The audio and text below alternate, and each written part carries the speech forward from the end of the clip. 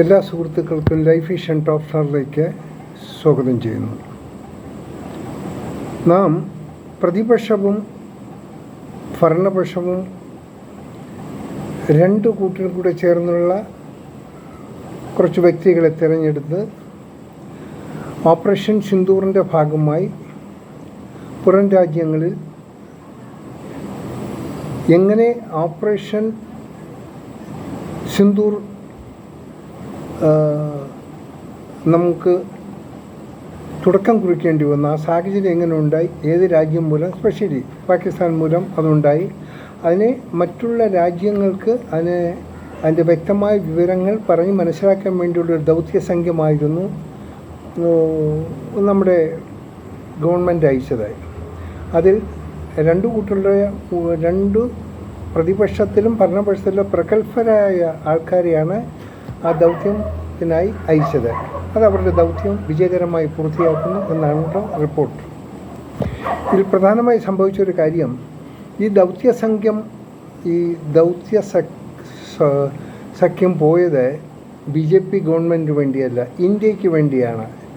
Indian മഹാരാജ്യത്തെ പ്രതിനിധീകരിച്ച് പോയത് Indian MP-മാരാണെന്നുള്ളൊരു ധാരണ പ്രതിപക്ഷത്തിന് ഒരു ചിലർ ഇല്ലാതായിപ്പോയി. അതിൽ ഖേദം പ്രകടിപ്പിക്കുന്നു. വളരെ ബുദ്ധിമുട്ടായിപ്പോയി. എന്തോ പ്രതിപക്ഷത്തിലുണ്ടായിരുന്ന ശശി തരൂറിൻ്റെ പേര് BJP നിർദ്ദേശിച്ചു. അത് കോൺഗ്രസ് നിർദ്ദേശിച്ചില്ല. ആ BJP നിർദ്ദേശിച്ചതിൽ കോൺഗ്രസ്സിന് എന്തോ ബുദ്ധിമുട്ട് പോലെയൊക്കെ ചെറിയ ആങ്കിഫങ്കി ഈ ടോക്സുകളുണ്ടാക്കി. It is too bad. തെറ്റായിപ്പോയി. ഈ പ്രതിപക്ഷത്തിൽ ഒരു ചില തലപ്പത്തിരിക്കുന്ന ഒരു ഈഗോ എന്നുള്ളൊരു ക്യാൻസർ പിടിച്ചിരിക്കുകയാണ്. അത് നല്ലതല്ല. പ്ലീസ് അത് മാറ്റുക. അതിനുള്ള ട്രീറ്റ്മെൻറ്റ്, ഈഗോയ്ക്ക് ട്രീറ്റ്മെൻ്റ് ഇല്ല. സ്വയം തന്നെ നമ്മളതിനെ തിരിച്ചറിഞ്ഞ് അതില്ലാതാക്കുക. ഇനി ഈ പ്രതിപക്ഷം നാളെ ഭരണത്തിൽ വന്നാലും ഇപ്പോൾ ഭരണത്തിരിക്കുന്നവർ ഇവർ കണ്ടിന്യൂ ചെയ്താലും ഇല്ലെങ്കിലും ഒന്ന് വിചാരിക്കുക, ഭരണപക്ഷത്തിൽ ഇരിക്കുന്നവർ എന്ത് നല്ല പ്രവൃത്തി ചെയ്താലും അതിൽ ചില ഊരാക്കുടുക്കൾ, ചില ബുദ്ധിമുട്ടുകൾ പ്രായോഗികമായി ഉണ്ടാകും. അത് പ്രതിപക്ഷം ഉണ്ടാക്കിയില്ലെങ്കിലും ഈ ഭരണപക്ഷത്തിലുള്ള ചില വിവരം കെട്ട പ്രവർത്തകർ തന്നെ പല തലവേദനയും ഈ ഭരണപക്ഷത്തിന് ഉണ്ടാക്കി വയ്ക്കും. കാര്യം അവരുടെ ഈ അംഗങ്ങൾ എന്താ വിചാരിക്കുക, ഈ പ്രവർത്തകർ വിചാരിക്കുന്നത് നമ്മുടെ പ്രധാനമന്ത്രി, നമ്മുടെ ആഭ്യന്തരമന്ത്രി എല്ലാം നമുക്ക് എന്ത് തോന്നിയാസവത്തരം കാണിക്കാം എന്നൊക്കെയുള്ള ഇത് കാണിക്കുമ്പോൾ ഈ തലവേദന എല്ലാം പോയി പെടുന്നത് ഭരണപക്ഷത്തിന്. ഭരണപക്ഷം അങ്ങനെ വരുമ്പോൾ പ്രതിപക്ഷമില്ല. പ്രതിപക്ഷം അതിനെ നേരെ അതൊരു ഇഷ്യൂ ആക്കി പാർലമെൻറ്റിൽ ബഹളവും ഒച്ചയും ഒക്കെ ആക്കും. നമ്മൾ കാണാറുണ്ട്. ഇത് സാധാരണ നടന്നു വരുന്ന ഒരു സംഭവമാണ്. ഇത് വളരെ മോശമായുള്ളൊരു പ്രവണതയാണ്. അതുകൊണ്ട് ഭരണപക്ഷത്തിരിക്കുന്നവർ വളരെ ശ്രദ്ധിക്കണം. അവരുടെ പ്രവർത്തകർക്ക് വേണ്ട നിർദ്ദേശങ്ങൾ കൊടുക്കണം. അനാവശ്യമായ പ്രവർത്തനം കാഴ്ചവെച്ചാൽ അവരെ പാർട്ടിയിൽ നിന്ന് കളയണം. അത് കളയില്ല, കാരണം ഇവരുടെ വോട്ട് നശിക്കും. ഇത് പ്രതിപക്ഷം സാധാരണ നടത്തുന്ന ഒരു ഗിമിക്സാണ്. അവരുടെ പാർട്ടി എന്ത് ചെയ്താലും അവരെ മാക്സിമം എക്സ്ക്യൂസ് കൊടുക്കുക, അല്ലെങ്കിൽ കണ്ണടയ്ക്കും. ഈ കണ്ണടയ്ക്കൽ, ഈ എക്സ്ക്യൂസും മുതലാക്കുന്നത് പ്രതിപക്ഷവും. അവരും ആൾക്കാർ ചില്ലറക്കാരല്ല. അവർ മാക്സിമം അതിനെ എക്സ്പ്ലോയിറ്റ് ചെയ്ത് വേണ്ട തലവേദന ഉണ്ടാക്കാം. ഇനി നാളെ പ്രതിപക്ഷം വന്നാൽ ഇത് തന്നെയായിരിക്കും ചെയ്യുക. ഇത് നമുക്കൊരു സ്വാഭാവികമായിട്ട് അറിയുന്നൊരു കാര്യമാണ്. പക്ഷെ ഒരു കാര്യം ഞാൻ ഭരണപക്ഷത്തോടും പ്രതിപക്ഷത്തോടും പറയാം, നിങ്ങളുടെ ആ ഒരു ക്വാളിറ്റി, നിങ്ങളുടെ ആ നിങ്ങളുടെ ആ ഒരു സംവിധാനങ്ങൾ നിങ്ങൾ രാജ്യത്തിന് കളങ്കം വരാത്ത രീതിയിലായിരിക്കണം, ജനങ്ങൾക്ക് ബുദ്ധിമുട്ട് വരാത്ത രീതിയിൽ നിങ്ങൾ ഭരണപക്ഷം ഭരിക്കേണ്ടതും പ്രതിപക്ഷ ഭാഗത്തുള്ള കാര്യങ്ങൾ നടത്തേണ്ടതും. ഒരു രാജ്യത്തിന് മോശമായ രീതിയിൽ കളങ്കം വരുന്ന രീതിയിൽ ഒന്നും പ്രവർത്തിക്കാതിരിക്കുക. പ്രധാനമായി ഒന്ന് ചെയ്യേണ്ടത്, നാം രാജ്യം ഇപ്പോൾ അഭിമുഖീകരിക്കുന്ന വളരെ മോശമായ ഒരു സാഹചര്യമാണ്. കാരണം നമ്മൾക്ക് നമ്മുടെ വലിയ സുഹൃത്തുക്കളായി കണ്ടവരെല്ലാം നമ്മുടെ എനിമികളായി മാറി വരുന്നൊരു സാഹചര്യമാണ്. നമുക്കറിയാം. അപ്പോൾ ഏത് കുട്ടികളൊക്കെ അറിയാം, ഈ ഡെയിലി പത്രം വായിക്കുന്നവർക്കും വാർത്തകൾ വീക്ഷിക്കുന്നവർക്കും അറിയാൻ പറ്റും. നമ്മൾ ഏറ്റവും തോളോട് തോൾ നിന്നവരെല്ലാം നമുക്കെതിരായി. കാരണം എന്താണെങ്കിലും നമ്മുടെ ഡെവലപ്മെൻറ്റ്, നമ്മുടെ അധ്വാനം, നമ്മുടെ എല്ലാ ശാസ്ത്രം, നമ്മൾ ലോകത്ത് പുറത്തുള്ള ഒരു ശാസ്ത്രജ്ഞന്മാരെ നമ്മൾ ഇന്ത്യയിൽ കൊണ്ടുവന്നിട്ടില്ല. നാം തന്നെ നമ്മുടെ ബുദ്ധി, അത് തന്നെയാണ് നാം പ്രവർത്തിക്കുന്നത്. അതുകൊണ്ട് ഇന്ന് നമുക്ക് സെൽഫായിട്ട് പലതും ചെയ്യാൻ പറ്റുന്നു. പല ലോകരാജ്യങ്ങളുടെ മുന്നിൽ നമുക്ക് കിടപിടിച്ച് നിൽക്കാൻ പറ്റുന്നു. സാമ്പത്തിക ശക്തിയിലും പ്രതിരോധ ശക്തിയിലും വാണിജ്യപരമായും ഒക്കെ നമ്മൾ മുന്നോടിക്കൊണ്ടിരിക്കുകയാണ്. അത് it is A hard working. എല്ലാവർക്കും അതിന്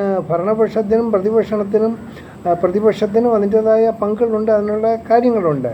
അതുകൊണ്ട് എനിക്ക് ഒന്ന് മാത്രം പറയാനുള്ള, ഐ എം മേക്കിംഗ് ഒരുപാട് വലിയ ലെങ്തി വീഡിയോ ചെയ്യാൻ സാധിക്കുന്നില്ല. കാരണം പലരും നമ്മുടെ സുഹൃത്തുക്കൾ പറഞ്ഞു വീഡിയോ ഒന്ന് ഷോർട്ട് ആക്കണം, ഒത്തിരി ലെങ്ത് ആകുമ്പോൾ ബുദ്ധിമുട്ട്, അവർക്ക് കേൾക്കാതിരിക്കാനും വയ്യ, കേൾക്കുകയും വേണം, പക്ഷേ ലെങ്ത് കൂടുതലാകുന്നു. അതുകൊണ്ട് I am not going to take more എക്സ്റ്റെൻറ്റീവ്.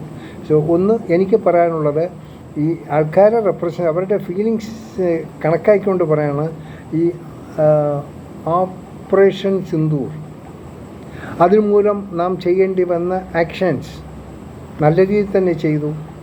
അതിലെന്തെങ്കിലും കുറച്ച് അപാകതകളുടെ, ഏറ്റവും നല്ല കാര്യങ്ങൾ ചെയ്യുമ്പോൾ 100% അവിടെ അപാകത ഉണ്ടാകും. അതിനെ ഒരു ആയുധമാക്കാൻ പ്രതിപക്ഷം ശ്രമിക്കരുത്. പ്രതിപക്ഷത്തിനുമുണ്ട് ചില ക്വാളിറ്റിയും ചില സ്റ്റാൻഡേർഡും ഒക്കെ പ്രതിപക്ഷം കാണിക്കണം. പ്രതിപക്ഷത്തിനെ സപ്പോർട്ട് ചെയ്യുന്ന പബ്ലിക്ക് പ്രതിപക്ഷത്തിൻ്റെ നേതാക്കന്മാർ കാണിക്കുന്ന എല്ലാം ശരിയാകുമെന്ന് കാണുന്നില്ല. അവർക്കും ഉണ്ട് ബുദ്ധിമുട്ടുകൾ. അതുകൊണ്ട് പ്രതിപക്ഷം നിങ്ങളെ സപ്പോർട്ട് ചെയ്യുന്ന ഒരു ജനവിഭാഗം ഇന്ത്യയിലുണ്ട്. അവരും കൂടെ നിങ്ങൾ ഒന്ന് കണക്കിലെടുത്തുകൊണ്ടായിരിക്കും നിങ്ങളുടെ പല കാര്യങ്ങളും നിങ്ങൾ ചെയ്യേണ്ടത്.